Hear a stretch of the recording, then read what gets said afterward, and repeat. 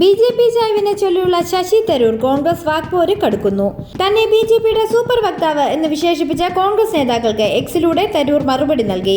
പ്രതിനിധി സംഘത്തിൽ പോയവർ ഇന്ത്യക്കെതിരെ സംസാരിക്കണമോ എന്നാണ് കോൺഗ്രസ് ആഗ്രഹിക്കുന്നതെന്ന് പാർലമെന്ററി കാര്യമന്ത്രി കിരൺ റിജിജു ചോദിച്ചു. പ്രധാനമന്ത്രി നരേന്ദ്രമോദിയെ കുറിച്ചുള്ള ശശി തരൂരിന്റെ ഈ പരാമർശമാണ് കോൺഗ്രസ് നേതാക്കളെ കൂടുതൽ ചൊടിപ്പിച്ചത്. സന്ദർശനം കഴിയുമ്പോൾ തരൂരിനെ വിദേശകാര്യമന്ത്രിയോ സൂപ്പർ വക്താവോ ആക്കി നിയമിക്കുമെന്ന കോൺഗ്രസ് നേതാവ് ഉദിത് രാജിന്റെ പരിഹാസത്തെ പാർട്ടി വക്താക്കൾ ഏറ്റെടുത്തു. ഇതോടെ സർവകക്ഷി സംഘത്തിന്റെ ഭാഗമായവർ സർക്കാരിനും പ്രധാനമന്ത്രിക്കുമെതിരെ സംസാരിക്കണമെന്നാണോ കോൺഗ്രസ് ആഗ്രഹിക്കുന്നതെന്ന് പാർലമെന്ററി കാര്യമന്ത്രി കിരൺ റിജിജു ചോദിച്ചു. എന്നാൽ സ്വന്തം പാർട്ടിയുടെ ചരിത്രത്തെ കളങ്കപ്പെടുത്താനാണ് തരൂർ ശ്രമിക്കുന്നതെന്ന് ഉദിത് രാജ് ആവർത്തിച്ചു. എന്നാൽ മുമ്പത്തെ ഭീകരാക്രമണങ്ങൾക്കുള്ള മറുപടി നിയന്ത്രണ രേഖയും രാജ്യാന്തര അതിർത്തിയും മാനിച്ചുകൊണ്ടായിരുന്നു. എന്നാൽ ഇക്കുറി രാജ്യാന്തര അതിർത്തി പോലും ലംഘിച്ച് തിരിച്ചടിച്ചു എന്നാണ് താൻ പറഞ്ഞതെന്ന് തരൂർ വിശദീകരിച്ചു. വിമർശകർ പതിവ് പോലെ തന്റെ വാക്കുകൾ വളച്ചൊടിച്ചുവെന്നും തരൂർ എക്സിൽ കുറിച്ചു. എന്നാൽ തനിക്ക് മറ്റു ചില നല്ല കാര്യങ്ങൾ ചെയ്യാനുണ്ട് എന്നുമായിരുന്നു തരൂറിന്റെ മറുപടി. ഞാൻ വ്യക്തമായും സ്പഷ്ടമായും സംസാരിച്ചത് ഭീകരാക്രമണങ്ങൾക്കെതിരെയുള്ള തിരിച്ചടികളെ കുറിച്ചാണ്, അല്ലാതെ മുൻകാല യുദ്ധങ്ങളെ കുറിച്ച് അല്ലെന്നും തരൂർ പറഞ്ഞു. പതിവ് പോലെ വിമർശനങ്ങളും ട്രോളുകളും എന്റെ കാഴ്ചപ്പാടുകളെയും വാക്കുകളെയും അവർക്ക് ഇഷ്ടമുള്ളതുപോലെ വളച്ചൊടിച്ചുകൊണ്ടുള്ളതാണ്. എനിക്കിതിനേക്കാൾ നല്ല കാര്യങ്ങൾ ചെയ്യാനുണ്ട്.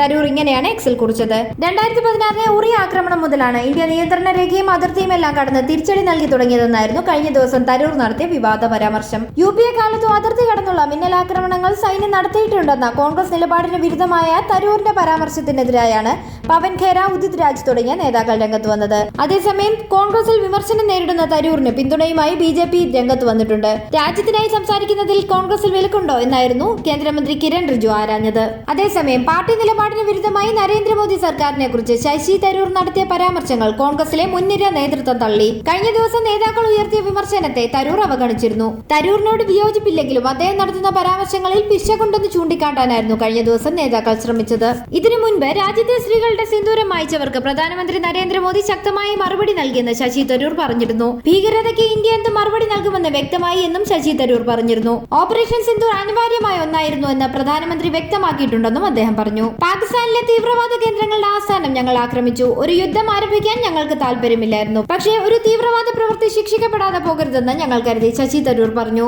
ഭീകരരുടെ സുരക്ഷിത താവളങ്ങൾ ഇല്ലാതാക്കേണ്ടതിന്റെ ആവശ്യകതയിൽ ഇന്ത്യൻ സർക്കാരും പ്രതിപക്ഷവും ഒറ്റക്കെട്ടായി നിലകൊള്ളുന്നുവെന്ന് തരൂർ വ്യക്തമാക്കിയിരുന്നു. നാം എല്ലാവരും വ്യത്യസ്ത രാഷ്ട്രീയ പശ്ചാത്തലങ്ങളിൽ നിന്നും ഇന്ത്യയുടെ വിവിധ ഭാഗങ്ങളിൽ നിന്നും വന്നവരാണ്. പക്ഷേ ദേശീയ ഐക്യത്തിൽ ഞങ്ങൾ ഐക്യപ്പെട്ടിരിക്കുന്നു, അദ്ദേഹം പറഞ്ഞു. ഭീകരരെ നിയമത്തിന് മുന്നിൽ കൊണ്ടുവരണം. പഹൽഗാം ഭീകരാക്രമണം നടത്തിയവരെ വേട്ടയാടുന്നത് ഞങ്ങൾ അവസാനിപ്പിക്കില്ല എന്നും ശശി തരൂർ വ്യക്തമാക്കിയിരുന്നു. ഇങ്ങനെ തുടർച്ചയായി മോദി സ്തുതികളുമായി ശശി തരൂർ വരുന്നതാണ് കോൺഗ്രസ് നേതൃത്വത്തെ ആശയക്കുഴപ്പത്തിലാക്കുന്നത്. അതേസമയം ഓപ്പറേഷൻ സിന്ദൂർ തുടർന്ന് പാകിസ്ഥാനിൽ കൊല്ലപ്പെട്ടവർക്ക് അനുശോചനം രേഖപ്പെടുത്തിയ കൊളംബിയയുടെ നിലപാടിൽ നിരാശ പ്രകടിപ്പിച്ച് ശശി തരൂർ ഭീകരരെ അയക്കുന്നവർക്കും അതിനെതിരെ സ്വന്തം സംരക്ഷണത്തിനായി പ്രതികരിക്കുന്നവർക്കും തമ്മിൽ തുല്യത കൽപ്പിക്കാനാവില്ലെന്നും ഭീകരതയ്ക്ക് ഇരയായവരോട് കൊളംബിയയ്ക്ക് സഹതാപം പ്രകടിപ്പിക്കാമായിരുന്നുവെന്നും അദ്ദേഹം പറഞ്ഞു. സാധാരണക്കാരായ ജനങ്ങൾ കൂട്ടക്കൊല ചെയ്യപ്പെട്ട പഹൽഗാം ആക്രമണത്തിന് പിന്നിൽ പാകിസ്ഥാൻ സ്പോൺസർ ചെയ്ത ഭീകരതയാണെന്നുള്ളതിന് ഇന്ത്യയുടെ പക്കൽ വ്യക്തമായ തെളിവുകളുണ്ടെന്നും അദ്ദേഹം പറഞ്ഞു. ഇന്ത്യ സ്വയം പ്രതിരോധത്തിനുള്ള അവകാശം വിനിയോഗിക്കുക മാത്രമാണ് ചെയ്യുന്നത്. പ്രസ്തുത സാഹചര്യങ്ങളെ കുറിച്ച് കൊളംബിയയുമായി വിശദമായി സംസാരിക്കാൻ തയ്യാറാണ്. കൊളംബിയ നിരവധി ഭീകരാക്രമണങ്ങളെ അതിജീവിച്ചതുപോലെ ഇന്ത്യയും അതിജീവിച്ചിട്ടുണ്ട്. 4 പതിറ്റാണ്ടുകളായി ഭീകരാക്രമണങ്ങളിൽ നിന്നും ഇന്ത്യ അതിജീവിക്കുകയാണ്, അദ്ദേഹം പറഞ്ഞു. പ്രതിരോധം എന്നത് മാന്യമായൊരു വാക്കാണ്. പാകിസ്ഥാന്റെ സൈനിക ഉപകരണങ്ങളിൽ പലതും പ്രതിരോധത്തിന് വേണ്ടിയുള്ളതല്ല,